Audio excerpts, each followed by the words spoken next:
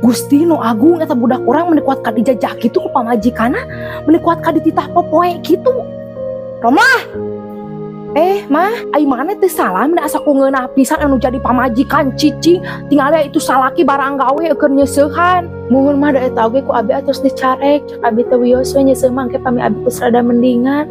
Tapi si Aana nu hoyong nyalira mah. Rek sok kumaha geuring oge anger atuh ngurus imah mah eta mah kewajiban pamajikan, kewajiban salaki mah ukur neangan duit. Muhun mah da teu dipiwarang ku abi eta oge hoyong si Aa nyalira. Teu dititah geus yakin geus katingali ditungkulkeun ku maneh budak urang. Sumpah demi Allah, masuk teruskeun ka si Aa pami mama teh percanten mah.